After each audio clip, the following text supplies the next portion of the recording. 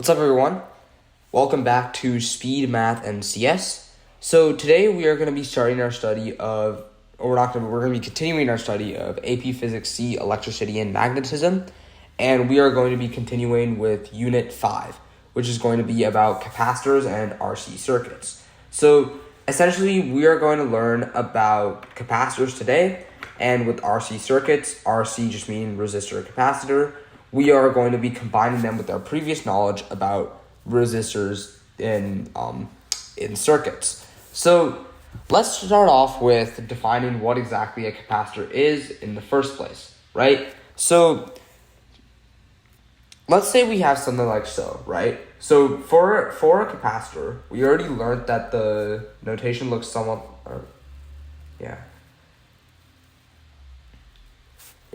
So essentially, a capacitor on its own will be hooked up to a battery like so. And remember, this is the notation we use for a capacitor, right? It represents the two plates of capacitance, right? So essentially, we are going to be using like Gauss's law to calculate this. But like, don't worry if you aren't already fully familiar with Gauss's law. It's very minute, and we're only really going to use it in order to derive our function for capacitance. So suppose we have two metal plates connected to a battery as shown, right? At first, the battery will deposit positive charge on the left side of the plate, right? So if you think about it, right, we're gonna have electrons here.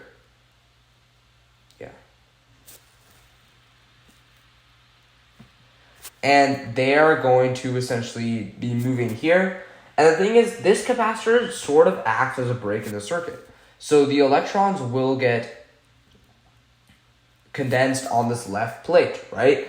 And because there's there are a lot of electrons on this left plate that are positive, there are positive charges on this left plate which are positive. It's going to repel the positive charges here over here. So it isn't really a break in the circuit. Moreover, it just causes electric charge to be collected on the left side, and then when this positive charge leaves, it essentially causes a net negative charge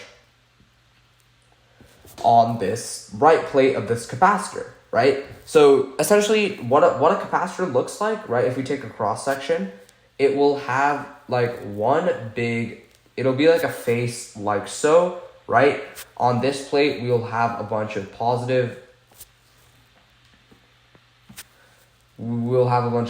charges stored, right? And then think of this circuit as a top view of the circuit. So the plates are actually positioned such that this is sort of the top face. So that's what you're seeing here. So in fact, let's make this yellow so it's clear what you're seeing. Yeah. So if this top face was yellow, that's what you're seeing, right? This yellow, and the plate underneath looks like something like this, right? So it's actually erase this, but essentially this is what a capacitor is going to look like, right? So because like charges repel, right? The positive charge on the left plate repels positive charges on the right, causing a positive charge on the right plate to flow back into the battery. So it essentially acts like a full circuit. But like I mentioned, it's going to collect positive charge on this left plate of the capacitor, right? So a current is established here because the electrons are flowing, right? But yeah, and it simply just results in the accumulation of positive charge on the left side of the plate and the removal of positive charge on the right side of the plate, causing it to be negatively charged. So the thing is, right, this capacitor only has a finite amount of area, and at some point, right, enough positive charge will build up on the left side of the plate such that the battery can't actually push more positive charge because all the positive charge is gone from the wire. And this happens once the potential difference across this, right? So let's say this was a 3-volt battery, right? If the potential difference across this capacitor, right, comes to 3 volts, once it comes to 3 volts, then this battery no longer has enough voltage to push more positive charge on this left side, the capacitor, right? So when the potential difference across the capacitor equals the potential difference across the battery is unable to force any more positive charge and the current stops. So now let's say you take out this battery, right? Let's say we take this out.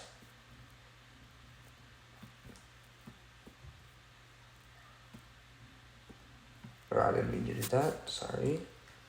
Let's say we take out this battery, right? And then we just have current like that. This capacitor will essentially be like have a potential difference, right? So the positive charge on this plate, right, is going to want to attract to the negative charge, right? Or in essence, it's going to be similar to a battery and because the plates have opposite charges, and it creates an electric field and a potential different across the capacitor. Remember that charge likes to go from high potential to low potential. So electrons like these are going to start to flow in the reverse direction, right? They are going to want to go towards the low potential, right? And unlike similar to a battery actually, right? A battery can sustain this circuit for much longer than a capacitor can, right? But yeah, so if a conductor is connected between the two plates, right, the capacitor will push charge through the conductor, which demonstrates that charged capacitors actually store energy, right? And then the thing is, right, this capacitor, like a battery, is just a chemical device that adds potential, right? But like a capacitor lets go of that energy very quickly. So if we think about like a real life example, right? This is the kind of stuff that powers your camera flash, or for example, if someone is like, those AEDs that they keep in your school when they have a defibrillator shock, right? That is also powered by a capacitor. So things like those, right? And the usefulness of a capacitor is that it can achieve a much greater power than the battery for a quick second, right? And it essentially acts as a rechargeable battery of its own you can quickly let go of all the energy and power something very powerful, right? That's essentially a use of a capacitor, right? So a capacitor stores electric potential energy in an electric field, right? The capacitance of a capacitor depends only on the capacitor's actual physical characteristics, right? So the material it's made with, the area of the actual plates, and the distance. These are the three things that determine its capacitance, right? And the simplest form is if we just have a parallel plate capacitor like so, which is the type you'll see on the AP exam, right? So capacitance, right, we can define it through this equation, right? Capacitance is going to be equal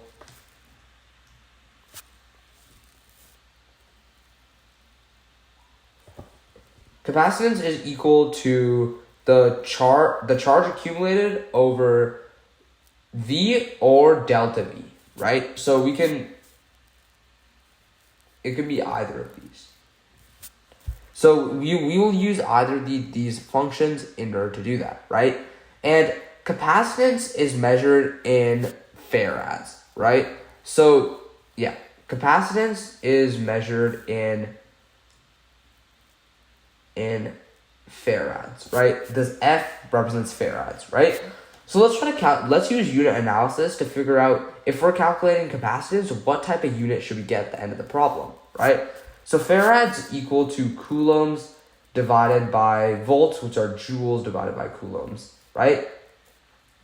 So this will equal to charge squared divided by joules, right? Joules are Newton meters, so charge squared or coulomb squared divided by newtons multiplied by meters. Yeah, so this is what the actual capacitance will look like. So yeah, looking at this, right, farads is represented in coulomb squared divided by Newton meters. So Yeah, so capacitance is measured in farads, right? So like coulombs, right? Farads are extremely large, right? So most of the capacitors you'll see in, like, for example, snap circuits or like actual real life typically are measured in microfarads, which is 10 to the negative 6 farads, nanofarads, which are 10 to the negative 9 farads, or picofarads, which are 10 to the negative 12 farads. Through capacitors with values of several farads are available, right? Note that when a capacitor is charged, its two plates have opposite charges. And when dealing with capacitors, Q, right, our variable up here, charge, essentially represents the charge on the positive plate capacitor, right? So essentially, yeah, so this plate will have Q, this plate will have negative Q, right? So essentially, yeah, and then capacitance will always be positive, right? So let's try to calculate capacitance based off of geometry, right? So when given the dimensions of a capacitor, you should be able to calculate its capacitance, right? So essentially what we have to do, right, is we have to assume that there's a charge Q on the capacitor. This generally means there's positive Q on one and negative Q on the other, right? And then you are going to want to calculate the electric field between the two surfaces of the capacitor, right? So remember that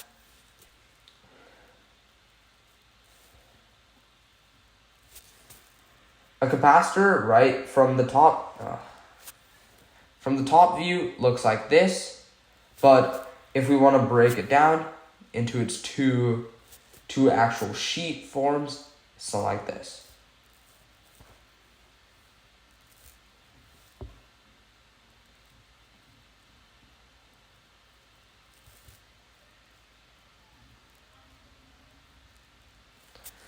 Right? We're going to have a positive plate and negative plate that, like, I know here doesn't look like they're equal sizes, but they will be equal sizes, right? And to calculate the electric field between the two surfaces, essentially, this is where we're going to be using Gauss's law, right? And then essentially, right, now that we have like an equation with Gauss's law, right,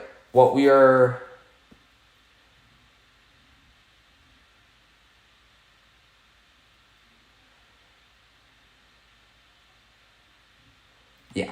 So then let's actually go through deriving the capacitance, right? So in order to do this, we're going to use Gauss's law. So essentially, the electric field of a capacitor, right? We're gonna say it looks like this. I know this is similar to the parallel, so we'll actually give like parallel this, right? But actually, it's best if let's just do an E, right?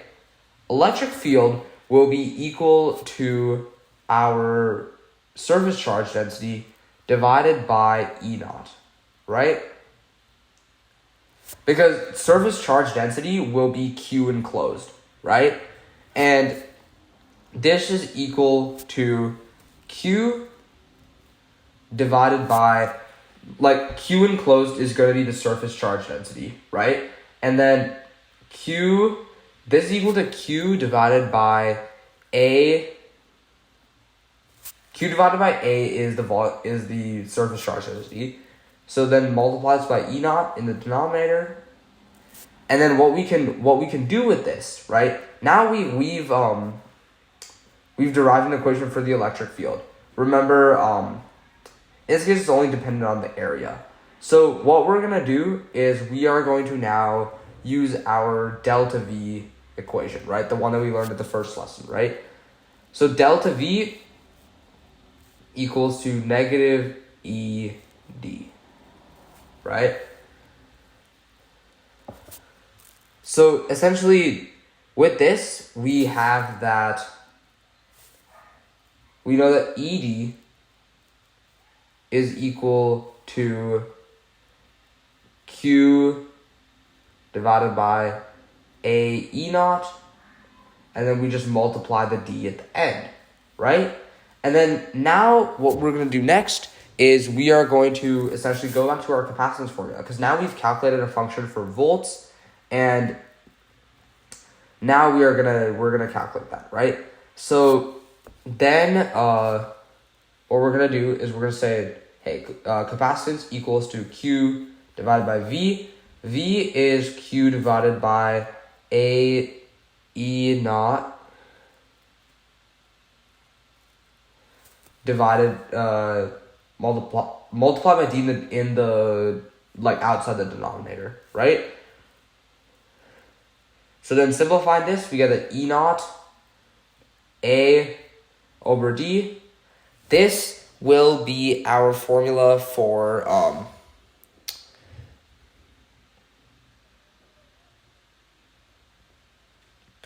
sorry.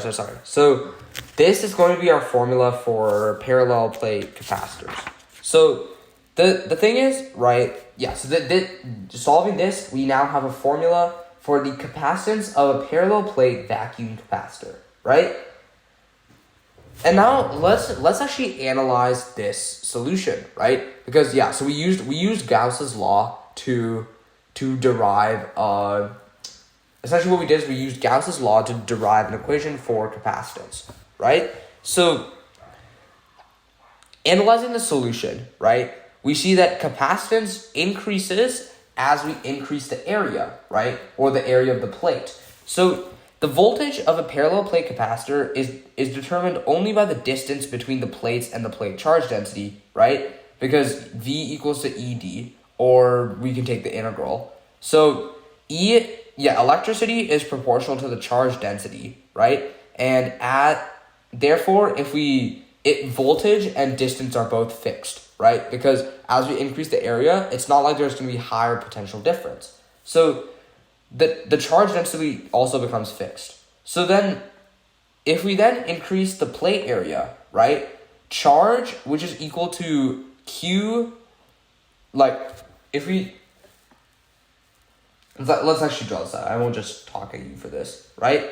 So we know that voltage this is constant, right? Oh, what word's lagging? This is constant, right?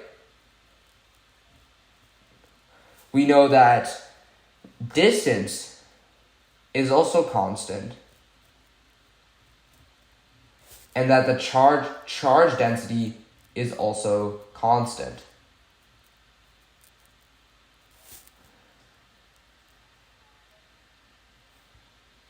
I don't know why I wrote full constant for that. Whatever. But the thing is, if you remember another charge function, right? Another way to represent charge.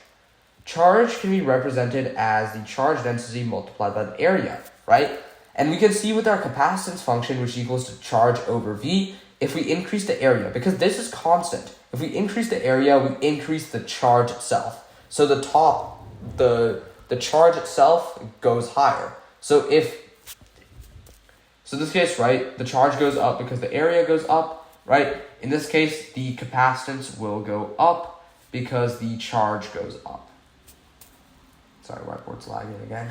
Yeah, because the charge goes up. And, sorry if you guys can see it. But like, essentially like this, right? So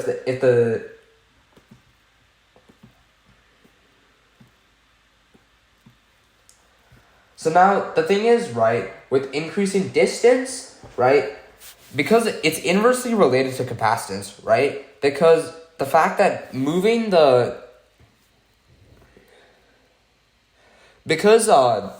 that electric field remains constant throughout the two plates, even if we increase the distance, because of Gauss's law, right?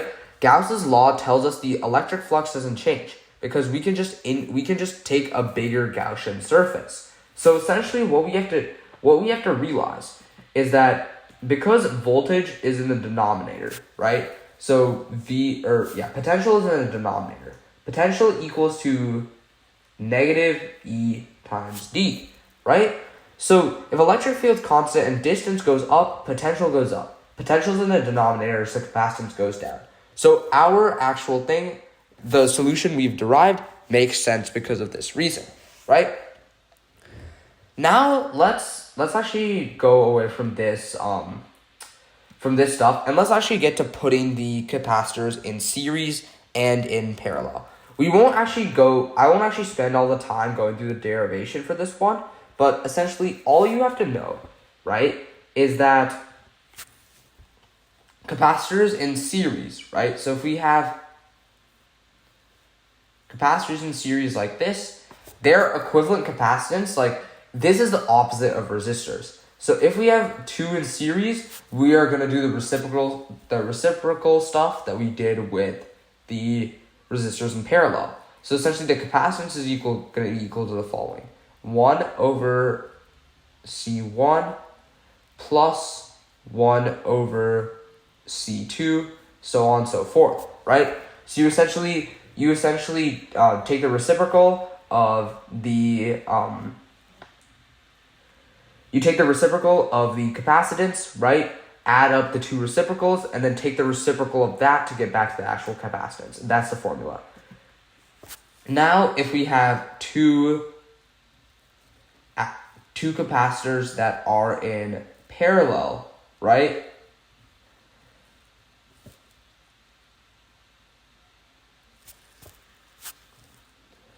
Two capacitors in parallel, we have the easy way out. You just add up these capacitances.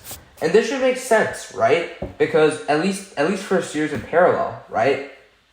The charge can go either way to get trapped on this area and this area. So it should make sense why these two can combine and just become one big capacitor. For the ones in series, what you have to realize is that this other like capacitor plate actually prevents this capacitor plate from developing too much charge because it's now limited to this piece here. So this is why we'll get a lower value. But just remember these two functions. If it's in series, right, take the reciprocal of the two capacitance, add up the reciprocals, so you'll have a big reciprocal, right? And then take the reciprocal of that to get back to the actual capacitance. So something like this, right? So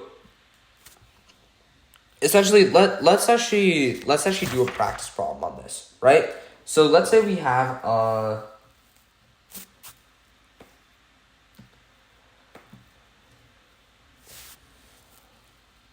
and just a reminder for this problem, farads are super large. So yeah, so the things you're gonna have to remember are that this is microfarads. So you'll often see this, right? And then PF is picofarads, or sorry. I think there's nanofarads and then picofarads, right? So microfarads, which looks something like this, are 10 to the negative 6. These are 10 to the negative 9. And then these are 10 to the negative 12. So just like this is important, right? Keep this. But essentially, what we have to realize is that, actually no. Let's do our first practice problem. So our first practice problem, right? We're gonna take like a circuit like so, right? Let's say the capacitance here was 5 farads, right? And then we have a parallel split into 3 farads.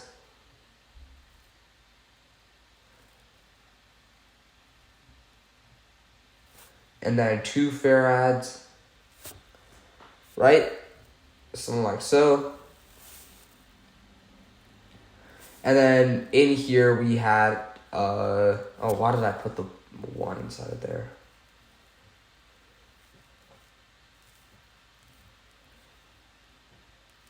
Let's say we now had a thing with 10 farads here, right?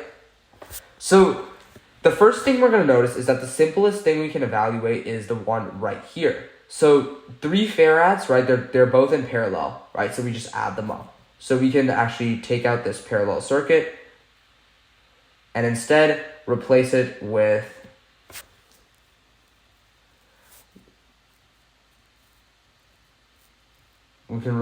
this. The next thing that we'll notice is that we have 2 capacitors in series, right? So what we have to do is we have to take the reciprocal of these. So it'll be 0.2 farads and 0.2, well, 0.2 and 0.2 will be the reciprocals of these. Add them up, so we'll get 0.4. 1 over 0.4 is 2.5. So what we can do is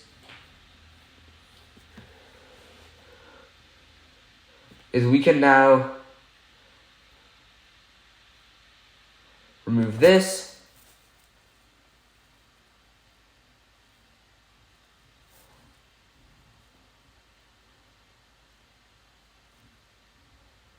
And then replace it with a 2.5 farad capacitor like so. And then with this, right, we have two capacitors in series. So all we have to do is take out this one and add them up. And then we get that our final capacitance is 12.5 farads, right? So now let's think about the energy that's actually stored in capacitors. This is going to be a bit of I'd say this is a little confusing, but you can probably get it, right? So essentially what we will do, right, is that energy conservation tells us the energy stored in the capacitor must equal the energy required to charge the capacitor, right? And consider charging the capacitor. As you put more charge on the capacitor, the voltage across the capacitor increases, and it becomes progressively harder to add more charge. Therefore, voltage is not constant, but it is a function of charge, right? So what we can do, right, is we can take our capacitance formula, which equals to Q divided by V, and then we can solve for V. So we'll get something like so, right? And yeah, so we'll get something like so, right? So then what we want to do, right, is with this, if we considered adding the next amount of charge to the capacitor that the battery is going to put, right, the voltage across the capacitor is going to change, right? Change means what? We are using differentials again. So essentially, we're going to have du like so equals to dq, right? The actual charge on the capacitor at that time multiplied by, I believe it is, yeah, so it's actually the voltage, right? And we can plug this in, right? And then we will get that Q times dq over C is that, right? So essentially what we can do, right, is we can actually integrate this. Because look at this, right? We have a differential on one side, and then we have Q dq, which we can integrate. And C is a constant, right? The capacitance of a thing never changes over time. We derived that from earlier. So now if we take the integral, right, the integral will be... Your whiteboard is so laggy sometimes. Yeah. If you take the integral, right, this differential is from u, right? And then we take out 1 over c from this, right, integral. And then essentially what we're going to do is we're not going to have a definite integral. We're going to actually bound this, right? So we're going to start with, essentially, it'll keep charging until it cannot charge anymore, where it'll get to its final charge. So we'll say that we integrate from from 0 to Q. We'll say this is QF, right? Because we don't want to get this confused with the actual Q variable, but QF is going to be the final charge, right? And this is going to be equal to Q dq, right? And then we can do simple integration, but essentially this, if we simplify this equation, u will essentially become QF. Sorry, whiteboard's laggy. Yeah, QF whole squared divided by 2c. 2 times c, actually, yeah, because we have the 1 over c outside, right? And then at this point, we can replace this c so we will have like energy to capacitance. We have this, right? Reminder that we can replace this C with, and we can use it to represent it in any of the, we can represent it as charge, capacitance, or as voltage, right? So essentially, yeah, so this, right, what we can do is Q final, right? I said we can't replace it with that variable, but now we can just replace this with Q, right? We can say that the energy stored is just Q squared instead of QF squared, right? This, if we substitute in charge for voltage, we can get 1/2 of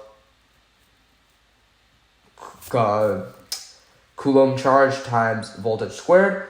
And then with this, if we substitute in our capacitance equation with Q over V, we can get that it is also equal to 1/2 charge times voltage, right? So most of the time, I don't think we're going to be using either of these two. Like this one isn't going to be so much applicable because capacitance will usually be given, right? So now, essentially, we are going to introduce a thing called dielectrics, right? So up until this point, all the capacitors we've dealt with have been capacitors where the two plates were separated by vacuum, right? When this is not the case, right?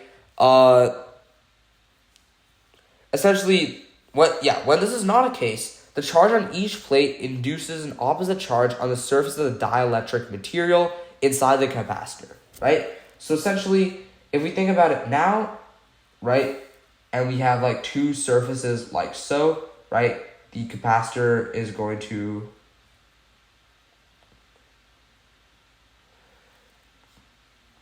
be inside these two surfaces like so. We've assumed that these two surfaces are filled with vacuum, but now they could be filled in with like random stuff, right? And it's going to have a dielectric constant of, we're going to say this is KD. K represents constant, and D is going to represent dielectric, right? So, actually, just to keep this consistent, so we don't confuse, let's actually use a capital V for this, right? So then, essentially, what this is going to mean is that the capacitance, right? The dielectric capacitance is going to be equal to the dielectric constant multiplied by the capacitance without the dielectric, right? Remember that a dielectric material actually increases the capacitance because now you can develop positive charges on the dielectric material itself, right? So you're essentially, there's more charge in that dielectric material that can be used to achieve the same process, right? So, yeah. So remember that Gauss's law, right? What we have been using, right, doesn't hold when there's dielectric, right? Because we've always used a Gaussian surface to evaluate these two things. But the thing is, once we add a dielectric, we don't know Q enclosed inside of that dielectric, right? So essentially, what we are going to do, right? Let's try to calculate an equation for the capacitance let's try to calculate the capacitance using the area as a function of the area and the distance, right? So we already know that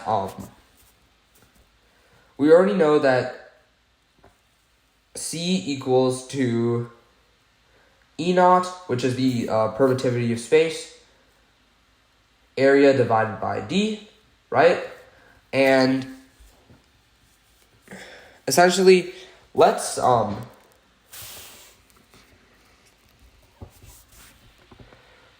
if we do something like so, right? We know that the capacitance for this, we have to get to CD, we have to multiply by KD on both sides, right?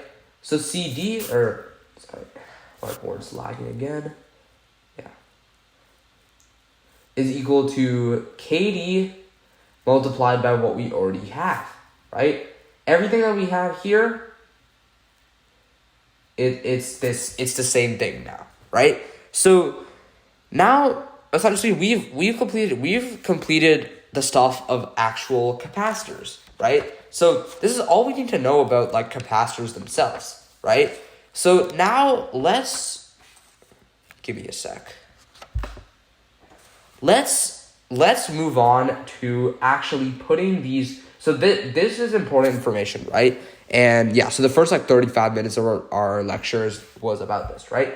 So let's move on to actually putting this into action with combining circuits together, right? So this was the part I was teasing the whole lesson, right? So let's say we have something like so, right? We have a battery,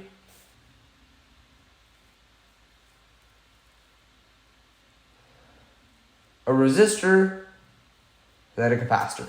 This is the most simple RC circuit that could exist, but essentially in order to do this, right, all we have to do, essentially the idea here is that like with something like so, we can discharge the capacitor through like a resistor, like so, right? And in this case, we are going to be using time as a function here with RC circuits. We are going to be using time as a function in order to define like how we are going to solve them, right? So essentially, the general approach for deriving equations for these types of circuits is to use the technique that we covered last unit, right, or last class. So we are going to be using Kirchhoff's loop rule, right? Except this time, this loop is going to be this entire circuit. So if we think about it like so, right, we know that the voltage around the loop is equal to 0, right? And this voltage around the loop, right, is essentially going to be, if we think about this here, right, there's going to be positive charges here, negative charges here, and so the positive charges here, right? So you're gonna go from high to low potential here. So it is going to equal to V bat, right? The voltage of the battery.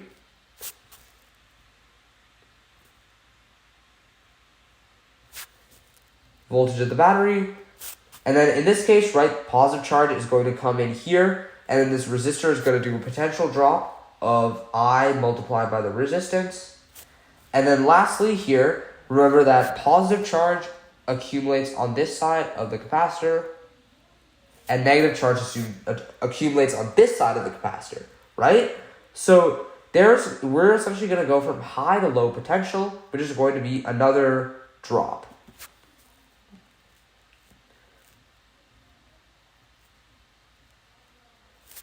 Or I don't know, why did I say conductor?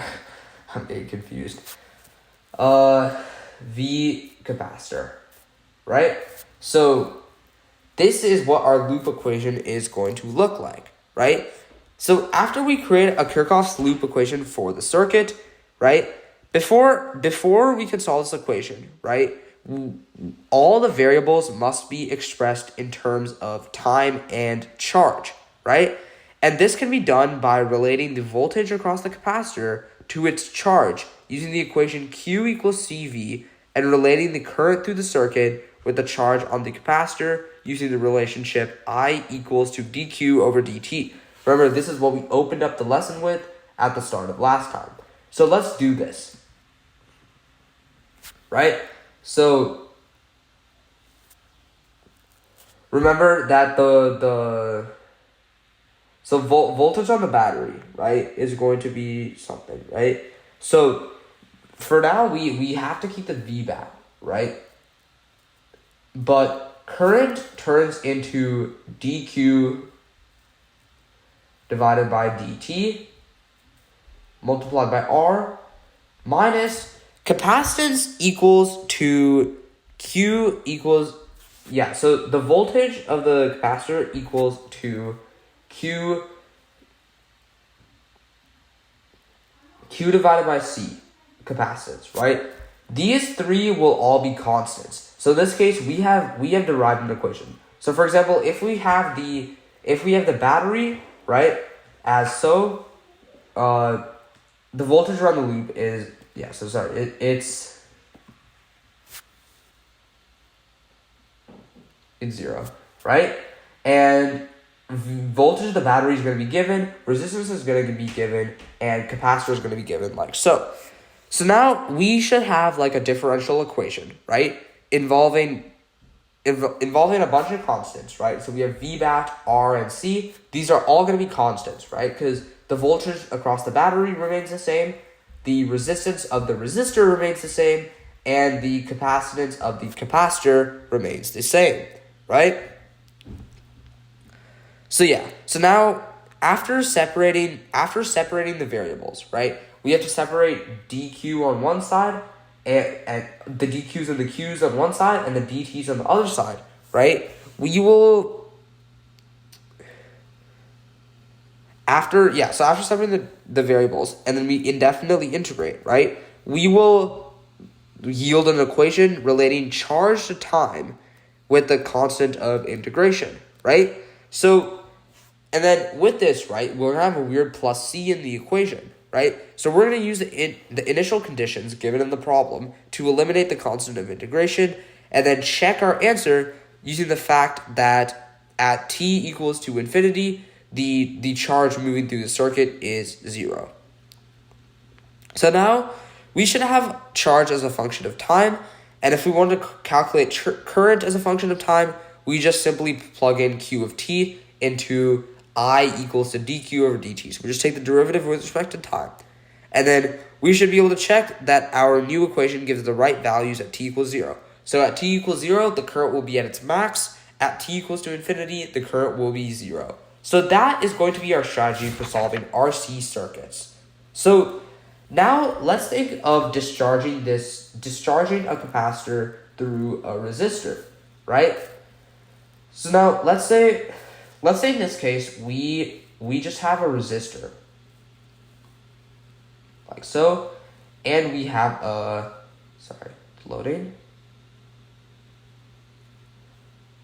we have a capacitor like so. So essentially with Kirchhoff, as the capacitor discharges, right?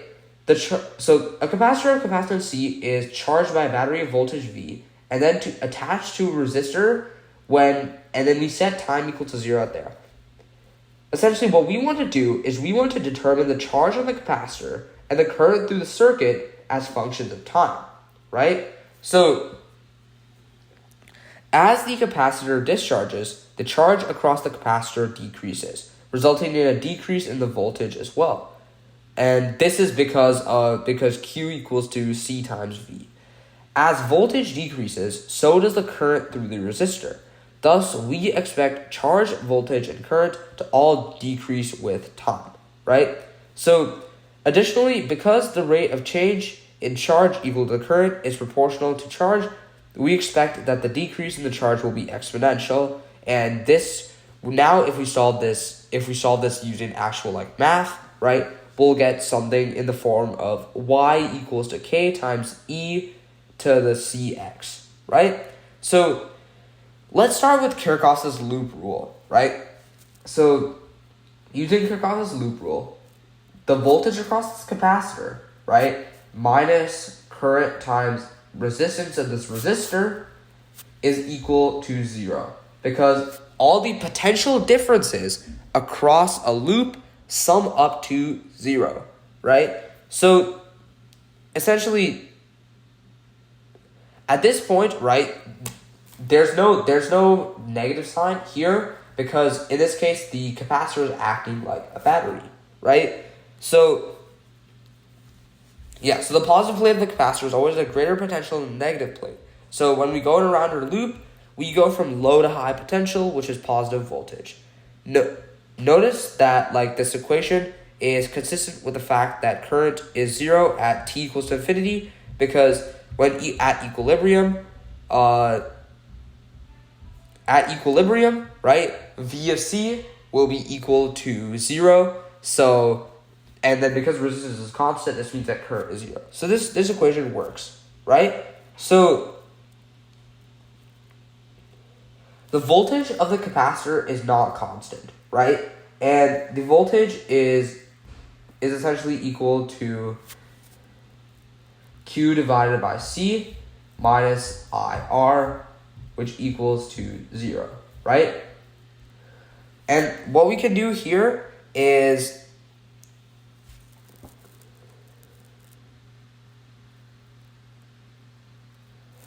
essentially, so what we can do in this, right, is we can say Q over C equals to I times R, right? So now current we know is a derivative of Q, right? But we know that it's the absolute value of, you take the absolute values of both, right? So we don't know if it's a plus derivative or a minus derivative, right? So if we think about it, right, in this case, it will be a minus derivative because as charge increases, current is decreasing. So as charge is like positive, current is decreasing, meaning that it is going to be negative, right?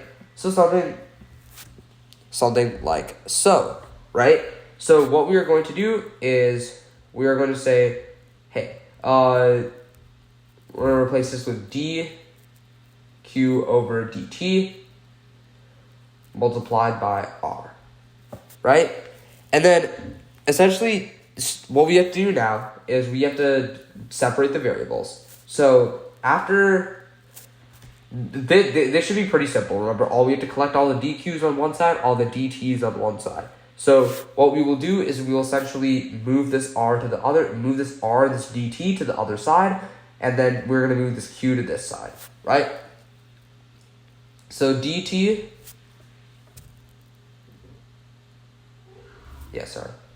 dt divided by RC, there we go, RC circuit equals to, I know I said that, RC circuit, but equals to negative dq over q, right? So, and in fact, let's actually move this negative to the other side, right?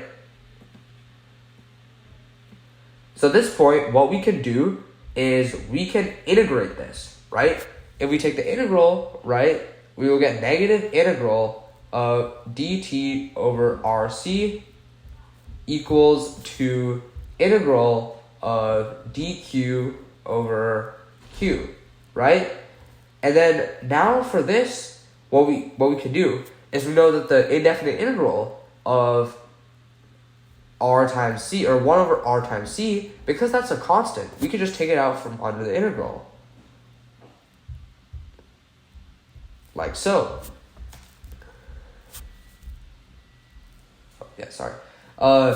And then the integral of dt is just t, right? And because this is an indefinite integral, we have to add a constant, right? Normally we do a plus c, but just to not confuse it with this c over here, we'll do a plus k. K sounds good, right? So a plus k, right? And then now with this, right, all we have to do is we have to say this, if we take this out, right, it is going to be ln of q, right? We know that from calculus. And because q is always positive, we don't have to take the absolute value of q, right? Charge is always positive, right? Well, in this case, right, charge on the capacitor, right? So the charge on the capacitor is always positive. So we don't have to take the absolute value that like we do in calculus, right? So of course what we are going to do here is we are going to raise both to the power of e. So now we get that q, right? Sorry, my board is so laggy. Q equals to e to the negative t over RC plus k, right? And then now using our exponent rule functions, right? Q equals to, and we had this constant from the integral from earlier, right? But this is essentially going to multiply to e times k, which is a constant from the integral. And that is going to become another k, right? Because e to the k is it can just be its own k. So this is going to be equal to k times e to the negative t over rc, right? But at this point, we have a problem, right? Because we have a k in here, right? We've successfully represented q as a function of t, right? But the thing is, now we have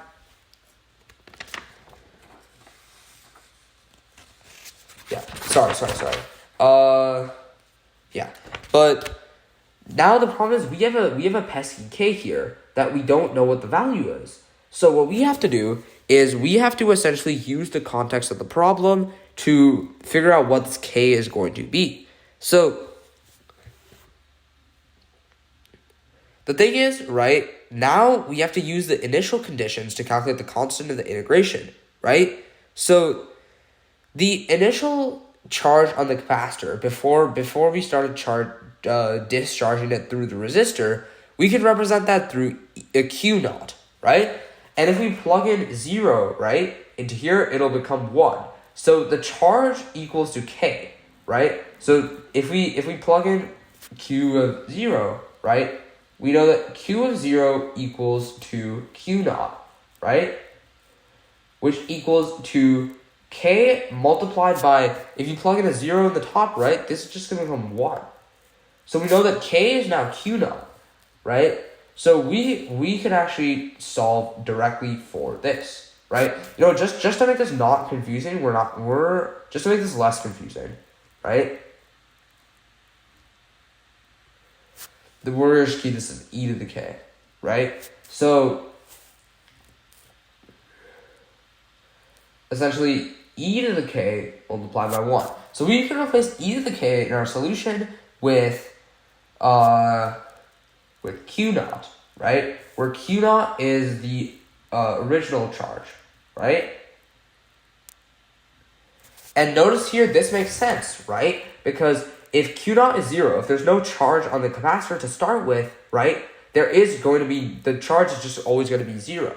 And we can notice that, right? So, and also we can notice that the final charge, right, if we plug in infinity here, right, this whole thing is going to become 0, right? So 0 multiplied by anything is going to be, so charge is going to be equal to 0 in the long run, right? Or long run when time equals to infinity. So now what we can do, right, is let's take the derivative of this, right, in order to get the current, right?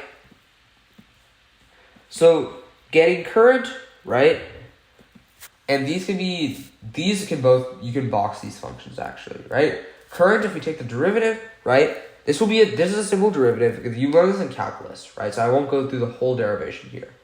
But if we take the derivative, right, because all we have to do is move the RC into the front, right? So it's going to look something like so, right? And this is going to be our, remember it's equal to negative derivative, right? If we take this out to the front, that negative from the front cancel. So these are our two equations that we have derived, right? So, and as we can see, both charge and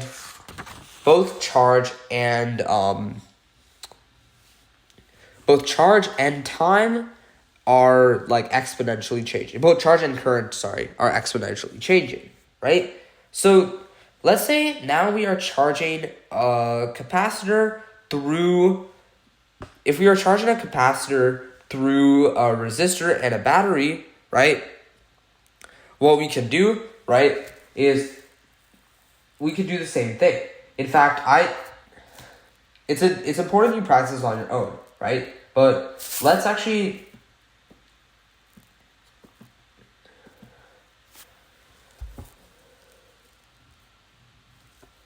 so we will use why did I start with that? So in this case, right, what we're going to have is that we're going to have a battery here, right, charging a capacitor through a resistor, like so, right? And with this, right, what we can do is we can make our Kirchhoff's loop rule equation, right? So we're going to have that the voltage of the battery minus IR, which is going to be the voltage drop across the resistor, minus V cap. I don't know. Yeah, very, very funny. But essentially, like earlier, this is what we said, right? This is equal to 0. So let's try to substitute as many variables as we can for let's try to separate. Well, actually, here's the thing. Pause the video here. See if you can actually do this derivation on your own. Because at this point, right, all you have to remember is that you have to just isolate Q and T on their own, right? That's all you have to do. So try to see if you can do this on your own. But so pause the video here. All right, let's go through the derivation. So in this case, right, V is going to be a constant, so we don't have to solve for it. And then I is a current, so we do have to solve for it. R is a constant, we don't have to solve for it. And the voltage of the capacitor is not a constant, so we have to solve for it, right? So let's examine the two variables we have to solve, I and V cap, right? In order to do that, we will replace I with our derivative, right? With our derivative. This will become a plus, because remember it's the negative derivative. Sorry. R minus, right? This V cap, we can replace it with Q over C, right? Because that's the equation we derived. Now look, all of these are constants, right? Remember, V, the voltage across a battery is a constant. The resistor's resistance is a constant. And the capacitance of a capacitor is also constant. So now what we do is we just have to separate the variables. So of course I won't go through the full process of separating the variables here, but know that at the end we are going to get something that looks like so, right? dq over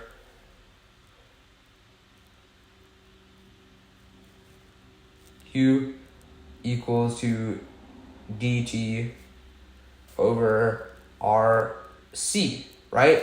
One thing that may look tempting at first is to cancel these C's, but remember, there's no C into here, and Q divided by C is just going to give us V cap, right? And we don't want that, right? So what we're going to do at this stage is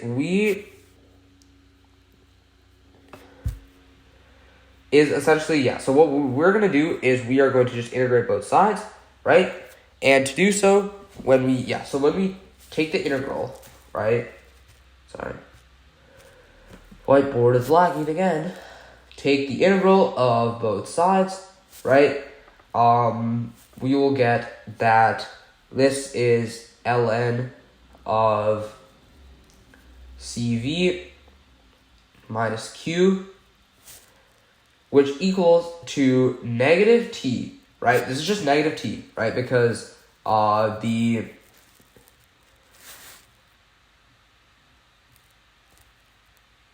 sorry. So because R and C are both constants, right? We're going to use that, right?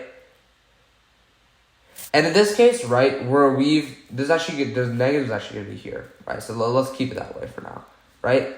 So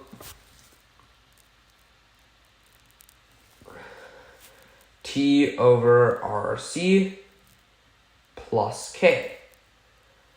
So now what we do here, and remember RC are just constants, so we just took them out.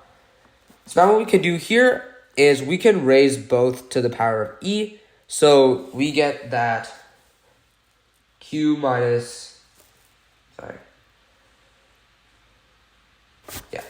CV equals to, or actually, let's actually move this negative to the other side.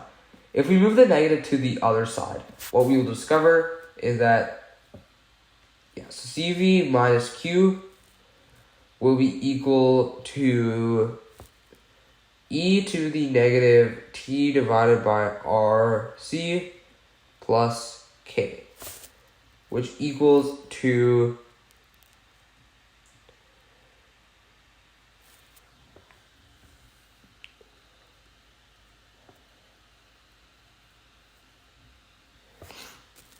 e to the k, e to the k, e to the negative t over RC, right? So what we'll notice is that what we can do here is we can now solve for Q, right? This is essentially what we're trying to do, solve for Q, right?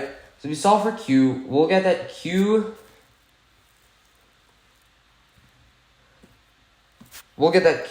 equals to CV minus e to the k times e to the negative t over RC, right? And e to the k, right? We have to, the thing is, right, e to the k, in this case, will represent the initial charge on the capacitor, which is 0. So we can actually take this out of our equation, right? So e to the k doesn't matter. So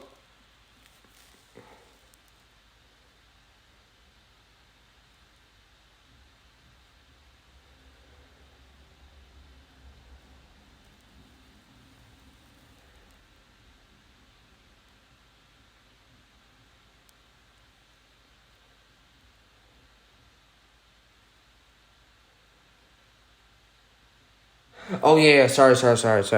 So the initial charge is going to be 0, right?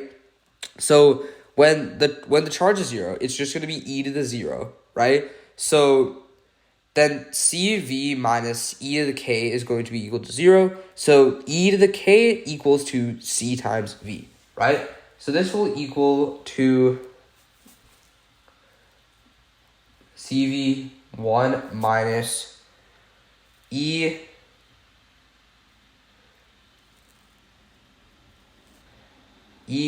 to the negative t over RC.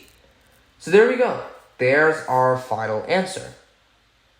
And we can do something very similar for current, but we won't be going through that right now. But essentially, right, well, we have to remember the two generalizations. At the instant charging begins, the charge and the potential on the capacitor is 0. So the capacitor acts like wire, a short circuit, right? After the circuit reaches equilibrium, it acts as an open circuit, as like an open switch, right? So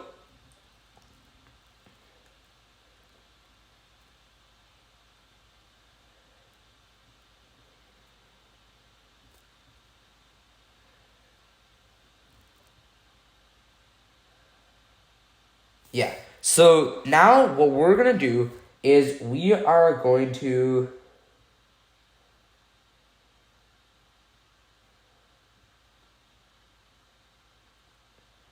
So what we are going to do is now we are going to make a time constant, right? This is gonna take like 3 or 4 minutes, right? But I think this is very helpful, right? So this time constant is going to be equal to R times C, right? So R times C. And remember that this is in ohms, which is volts divided by amperes, right?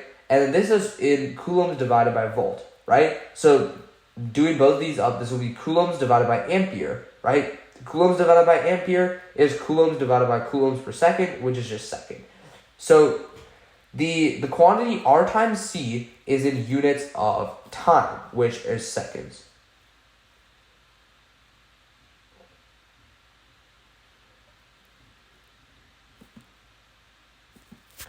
Which is in units of seconds. Like so, right? And with this, right, the time constant is essentially equal to the amount of time it takes for e to the negative t over RC, which is present in all of our functions we've evaluated, right? To reach from its maximum value of 1 at t equals 0 to 1 over e, right? And essentially, if we're discharging a capacitor, the time constant is the amount of time required for the charge on the capacitor to decrease by a factor of e, and it's the same thing for charging, right? So note that the following parallels between charging and discharging capacitors, right? Both when charging and discharging a capacitor, the current starts at some initial value and decreases exponentially with the time constant in mind. Both when discharging and charging a capacitor, the difference between the charge and its final value will decrease exponentially with the time constant t. And the time constant, we just essentially use it to generalize these rules, which is valid under even different conditions. So overall, we went through quite a bit today. Not as much as yesterday, but we still went through quite a bit. But essentially what we did is that we did like the analysis of circuits through resistors and capacitors. We took capacitors, fully break them down, figured out how to do them in series, parallel, stuff like that.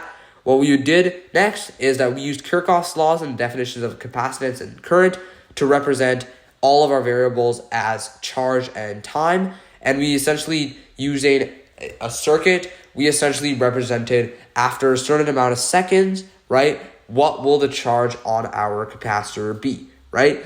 So the Kirchhoff's loop rule will lead a differential equation for the charge on the capacitor, and the time dependence of the charge is an exponential function with the time constant given by the product of the resistance and the capacitance. So I know that it was a lot, but thank you for tuning in to today's lesson, and we hope to see you in the next one.